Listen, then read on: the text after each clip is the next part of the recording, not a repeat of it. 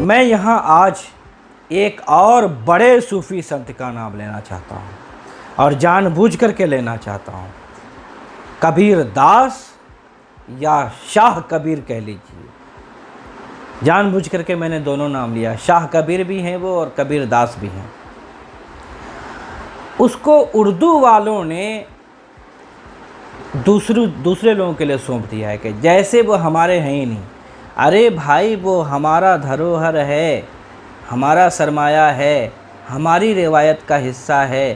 کس نے دیس نکالا دیا ان کو؟ کس نے علادہ کر دیا کبیر کو؟ تاریخ کا وہ کون سا عمل ہے؟ اس پر ہمیں جتنا بھی افسوس کیا جائے کم ہے کہ ہم نے کس طرح کبیر کو کھو دیا۔ کبیر آج ہمارا نہیں ہے۔ میں جذباتی ہو رہا ہوں، اس کی وجہ وہی ہے کہ دراصل کبیر کو کھونا اپنے سرمایہ سے ہاتھ دھونا ہے، اپنے ایک بہت بڑے دھروہر سے ہاتھ دھونا ہے، اپنی بہت بڑی میراث اور بہت بڑی وراثت سے گویا کہ دستبردار ہو جانے کے مترادف ہے یہ عمل۔ کبیر کس طرح ہمارا نہیں ہے؟ کیا زبان کی سطح پر؟ کیا تہذیب کی سطح پر؟ کیا اظہار کی سطح پر؟ کس وجہ سے ہم نے ان کو الگ کیا؟ یہ آج تک ہمیں سمجھ میں نہیں آیا۔ یہ بہت بڑی تاریخی غلطی ہے جو ہم سے سرزد ہوئی ہے۔ اس کا وقت آ چکا ہے 21ویں صدی کہ اب اس داغ کو دھویا جائے، اب اس غلطی کا خمیازہ، اس غلطی کی تلافی کی جائے، پرائشچت جس کو کہا جاتا ہے، اس کا کفارہ ادا کیا جائے۔ اس کی صورت یہی ہے کہ ادب میں دوبارہ ان کا احیاء ہو، ان کو شامل کیا جائے، ان کا مطالعہ کیا جائے۔ تصوف کے اعتبار سے بھکتی تحریک، میں تو سمجھتا ہوں تصوف اور بھکتی تحریک کا امتزاج جہاں ہوتا ہے، سنگم جہاں ہوتا ہے، اس کا نام کبیر ہے۔ کوئی ایسا دوسرا نام آپ کو پوری تاریخ میں نہیں ملے گا۔ زبانوں کا جہاں پر جا کر کے سنگم ہوتا ہے، تہذیبوں کا جہاں سنگم ہوتا ہے، اور کہنا چاہیے کہ مذاہب کا سنگم، رجحانات کا سنگم، ہر اعتبار سے سنگم پہ کھڑا ہے کبیر۔ اور کبیر کے ہاں ساری سرحدیں مٹ جاتی ہیں۔ سب سے بڑا پیغام جو کبیر کا ہے، شدت کے ساتھ، ظاہر پرستی کے خلاف اگر کسی نے سب سے زیادہ شدت کے ساتھ آواز بلند کی تخلیقی سطح پر، تو وہ کبیر داس ہیں۔ ظاہر پرستی، حلیہ، داڑھی بڑھانا، بال بڑھانا یا بھبوت ملنا، ان سب کی جس نے شدت سے زیادہ تضحیق کی ہے، مضحکہ اڑایا ہے اپنی تخلیقات، اپنے دوہوں کے ذریعے سے، وہ کبیر داس ہے۔ اور وہ داخل پر زور دیتا ہے، انسانیت پر زور دیتا ہے۔ انسان دوستی کا جیسا کھرا پیغام آپ کو کبیر کے ہاں ملے گا، کسی اور کے ہاں شاید وہ شدت کے ساتھ نہ ملے۔ ارضیت جس کو آپ کہتے ہیں، تمثیل اتنی زمینی ہے، تشبیہات اس قدر جڑوں سے وابستہ ہیں، تہذیبی جڑوں سے اور سماجی جڑوں سے وابستہ ہیں، کسی اور کے ہاں اس کی شدید مثالیں آپ کو نہیں ملیں گی۔ تو کبیر ہمارا کہنا چاہیے ایک بہت بڑا عبقری، بہت کہنا چاہیے جتنے بڑے لفظ استعمال کریں آپ اس کے لیے کم ہے، لیجنڈ استعمال کریں وہ بھی چھوٹا پڑ جائے گا۔ تاریخ کے ایک سنگم پہ کھڑا ہے کبیر، اور کبیر تخلیقی سطح پر بھی اعلیٰ درجے کا شاعر ہے، تخیل کی سطح پر بھی، اور کہنا چاہیے طرز ادا کا شہنشاہ ہے وہ شخص۔ تمثیلیت اور تشبیہیت کی جو عرضی بنیادیں ہیں، اس سے زیادہ شدید طور پر کسی کے ہاں نہیں ملے گی۔ کبیر کا مطالعہ ہمیں اس طور پر بھی کرنا چاہیے۔ معرفت اور کہنا چاہیے انسانیت، دنیا کی بے ثباتی، جتنے بڑے مضامین ہیں تصوف اور بھکتی کے، پوری شدت کے ساتھ کبیر کے ہاں ابھر آتے ہیں۔ اور کہنا چاہیے کہ اگر آپ ان کا پورا شعری نقطہ نظر سے دیکھیں تو شیرینی جیسی ہے لفظوں میں اور ادائیگی، طرز ادا میں، اور جس قسم کی شدت تاثر ہے، سادگی حد درجہ، عوامیت اور اثر آفرینی اور وجد آفرینی جس طرح کی ہے، ان تمام کے باوجود جدت ایسی کہ لگتا ہے کہ آج کا شاعر ہے۔ تو یہ تمام زور بیان بے پناہ، ظاہر ہے بہت بڑے سے بڑے، اعلیٰ سے اعلیٰ مضمون کو، آفاقی مضمون کو حد درجہ سامنے کی تمثیلوں اور تشبیہوں اور استعاروں میں ادا کر دینے کا ملکہ، اور صاف گوئی اور طنز کی دھار بہت تیز ہے، نشتریت بہت ہے۔ چوٹ کرتے ہیں اس زمانے کے ظاہر ہے اپنے دور کے ڈھونگی ملاؤں پر، پنڈتوں پر، کہ ریاکاری ہے تمہارے یہاں، مذہب کی جڑیں تمہارے یہاں نہیں، اس کی روح نہیں بستی ہے، تم صرف باہر کی چیزیں دیکھتے ہو۔ اور زبان کی سطح پر دیکھیں تو انہوں نے خود بھی کہا کہ میری زبان پوربی ہے، لیکن پوربی بھی کون سی؟ تلسی داس اور جائسی والی پوربی نہیں ہے جو آسانی سے سمجھ میں نہ آئے، بلکہ ایسی پوربی کہ لگتا ہے کہ وہ ملک محمد جائسی کے بجائے ہماری زبان کا حصہ ہے۔ تو یہ تمام چیزیں جس شدت کے ساتھ میں نے عرض کیا کہ وحدت الوجود اور وحدت الادیان، تمام مذاہب کی جڑوں کا ایک ہونا، اس پر جتنا زور کبیر نے دیا، جس کا اتنا بڑا مبلغ کبیر ہے، تو اس سے عظیم تر مبلغ کا کوئی مثال ہمیں تاریخ میں نہیں ملتی ہے۔ بہرحال بہت سی مثالیں دی جا سکتی ہیں، میں کچھ مثالیں ان کے دوہوں سے دینا چاہتا ہوں۔ کیسی باتیں، کیسے مضامین باندھ دیے انہوں نے۔ ایسا کوئی نہ ملے، ایسا کوئی نہ ملے جانسوں رہے لاگ، ایسا کوئی نہ ملے جانسوں رہے لاگ، سب جگ جلتا دیکھیے اب سب جگ جلتا دیکھیے اپنی اپنی آگ۔ کتنا بڑا مضمون کہ ہر انسان اپنی آگ میں جل رہا ہے، کوئی کسی کا نہیں ہے، کسی کا کسی سے واسطہ نہیں ہے، مطلب نہیں ہے۔ کتنا بڑا مضمون ہے، داخلیت کتنی زیادہ ہے اس میں، اور معنوی گویا کہ وسعتیں کتنی ہیں، جہتیں کتنی نکلتی ہیں۔ میرا مجھ میں کچھ نہیں، بہت بڑا مضمون ہے یہ۔ میرا مجھ میں کچھ نہیں جو کچھ ہے سو تیرا، میرا مجھ میں کچھ نہیں جو کچھ ہے سو تیرا، تیرا تجھ کو سونپ یہ، تیرا تجھ کو سونپتے کیا لاگے میرا، تیرا تجھ کو سونپتے کیا لاگے میرا۔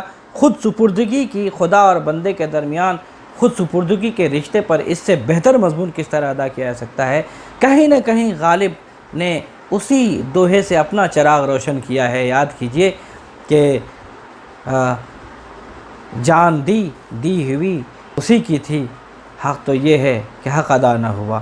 کہیں نہ کہیں جا کر کے اس شعر کی بنیاد اسی دوہے سے پر قائم ہوتی ہے۔ ہاڑ چلے جوں لاکڑی، ہاڑ چلے جوں لاکڑی، ہاڑ جلے جوں لاکڑی، ہڈی اس طرح جل رہی جیسے لکڑی جل رہی ہے۔ ایک منظر ہے شمشان گھاٹ میں ستی اس کا گویا کہ لاشوں کو جلانے کا، ظاہر ہے کہ وہاں جو عمل ہوتا ہے کہ ظاہر ہے ہندو مذہب میں کہ وہ جلاتے ہیں، تو ہڈیاں لکڑیوں کی طرح جل رہی ہیں۔ کیا شدید مضمون ہے، وجودی کرب دیکھیے ذرا۔ ہاڑ چلے، یا انسان کی بے بسی، انسان کی حیثیت صوفیانہ طور پر نظر سے دیکھ رہا ہے کبیر، انسان کی ناپائیداری کو، زندگی کی ناپائیداری کو۔ ہاڑ چلے جوں لاکڑی، کیس جلے جوں گھاس، ذرا تمثیل تشبیہ دیکھیے، گھاس کی طرح بال جل رہے ہیں۔ کیس جلے جو گھاس، جس طرح گھاس پھوس جلایا جاتا ہے اسی طرح بال جل رہے ہیں۔ سب تن جلتا دیکھ بھیا، سب تن جلتا دیکھ بھیا، کبیر اداس، سب تن جلتا دیکھ بھیا کبیر اداس۔ اب دیکھیے کہ گھاس اور اداس کی کہ کتنے آسانی سے قافیہ ملاتے ہوئے کتنا بڑا مضمون باندھ دیا ہے دنیا اور انسان کی ناپائیداری، بے ثباتی پر، اور اس سے بھی زیادہ شدید طور پر کائنات کی حقیقت، کائنات کی ناپائیداری۔ یہ مضمون بہت لوگوں نے باندھا، لیکن اس شدت کے ساتھ شاید ہی کسی نے اس تمثیل کے ساتھ باندھا ہو۔ سامنے کی عرضی تمثیل ہے۔ چلتی چاکی دیکھ کے، چلتی چاکی دیکھ کے دیا کبیرہ روئے، دوئی پاٹن کے بیچ میں ثابت بچے نہ کوئے۔ چکی کو چلتا ہوا دیکھ کے کبیر رو دیا کہ دو پاٹ کے بیچ میں جو چیزیں آ رہی ہیں سب پس جاتی ہیں، کوئی دانہ ثابت نہیں بچتا ہے، سالم نہیں بچتا ہے۔ زمین اور آسمان دو پاٹ ہیں۔ تمثیل دیکھیے کس طرح، کس عرضی تمثیل کے ساتھ، عوامی تمثیل کے ساتھ کتنا بڑا مضمون، اعلیٰ درجے کا مضمون پیش کیا گیا ہے۔ کہیں اس کی دوسری مثال ملنا مشکل ہے۔ چلتی چاکی دیکھ کے دیا کبیرہ روئے، دوئی پاٹن کے بیچ میں ثابت بچے نہ کوئے۔ بہرحال کیا کیا مثال دی جائے۔ آفاقیت کی انتہا تو یہ ہے کہ ساری سرحدیں وہ توڑ دیتے ہیں، ذات، مذہب، رنگ، نسل، تمام تہذیب، زبان، قوم، ہر سرحد توڑ دیتے ہیں. ان کا جیسے ان کی زندگی کا آخری مقصد ہو. کسی نے ذات پات پوچھ دیا کہ کون سی ذات کے ہو، جواب دیکھیے، ذات نہ پوچھو سادھ کی، سادھو کی ذات پوچھتے ہو، پوچھ لیجیے گیان، اس سے تو علم لو، معرفت لو، ذات کیوں پوچھ رہے ہو؟ ذات نہ پوچھو سادھ کی، پوچھ لیجیے گیان. اور تمثیل دیکھیے، مول کرو تلوار کا، مول کرو تلوار کا، دھری رہن دیو میان. میان سے کیا ہوتا ہے؟ میان کو اٹھا کے پھینکو، اصل قیمت تو تلوار کی ہے، اس کے اندر جو تلوار ہے. میان تو صرف اس کا ایک کور ہے، وہ بے جان ہے، اس کا کوئی مطلب ہی نہیں ہے. ویسے ذات، مذہب، قوم، رنگ اور ملک، یہ سب صرف ایک خول ہے، ایک کور ہے، ایک میان ہے. اصل تو انسان کی روح ہے، انسان کا اخلاق ہے، انسان کی سیرت و کردار ہے جو تلوار ہے. تو بہت سی مثالیں ہیں. دیکھیے کس طرح مذاق اڑاتے ہیں وہ ظاہر پرستی کے، بال بڑھانے سے کیا ہوتا ہے، بھبوت ملنے سے کیا ہوتا ہے. یہ مضمون صوفیہ کے ہاں بہت ملتا ہے. میں نے بابا فرید کے ہاں بھی مثال دی تھی پہلے کے لیکچر میں. سائیں سے سانچا رہو، سائیں سے سانچا رہو، سائیں سانچ سہائے، بھاویں لمبے بال رکھ، بھاویں گھوٹ منڈائے. تم اصل میں اپنے خدا سے، سائیں سے سچا تعلق رکھو، یہی اصل ضرورت ہے. خلوص کا رشتہ، وابستگی رکھو پورے تن من دھن سے، اور ڈھونگ مت کرو. اور سائیں کو صرف سچ سہاتا ہے، اچھا لگتا ہے، راس آتا ہے، وہ کچھ اور نہیں چاہتا. چاہے تم بال بڑے بڑھا لو یا تم بال منڈا لو، سر منڈا لو، خدا کو اس سے کوئی مطلب نہیں ہے. بھاویں لمبے بال رکھ، بھاویں گھوٹ منڈائے. آخری ایک دعا ضرور سنانا چاہوں گا. کتنا بڑا پیغام ہے. علم اور محبت کے درمیان کا رشتہ دیکھیے کہ عالم ہو جانے سے کچھ نہیں ہوتا، انسانی درد ہونا چاہیے، انسانیت کا درد ہونا چاہیے. پوتھی پڑھ پڑھ جگ موا، پنڈت بھیا نہ کوئی. دنیا میں پوتھی پڑھ پڑھ کے، کتابیں پڑھ پڑھ کے کوئی پنڈت نہیں ہوا ہے. پوتھی پڑھ پڑھ جگ موا، پنڈت بھیا نہ کوئی. ڈھائی آکھر پریم کا، پڑھے سو پنڈت ہوئے. پریم کا اگر 2.5 اکچھر کسی نے پڑھ لیا، محبت کا 2.5 اکچھر والا سبق پڑھ لیا، تو وہی اس کے لیے بہت ہے. اصل پنڈت وہی ہے، اصل عالم وہی ہے. تو یہ ہمارے کبیر ہیں، کبیر کی آفاقیت ہے. اور جس کبیر کو ہم نے کھو دیا ہے اردو والوں نے، اور کوئی وجہ نہیں بنتی ہے، کوئی سبب نہیں بنتا ہے زبان کی سطح پر بھی، اور کہنا چاہیے ہر اعتبار سے بھی، کہ ہم تو سمجھتے ہیں کہ کبیر ہمارے دھروہر کا حصہ ہے، ہماری میراث ہے. اور کبیر کو دوبارہ ہمیں اردو والوں کو مکمل طور پر کبیر اور کبیر کے ساتھ جتنے اس زمانے کے دوہا نگار ہیں یا اس عہد کے، ان سب کو پر ہمارا حق ہے، ہمیں اس کو اپنی تاریخ کا دوبارہ حصہ بنانا چاہیے.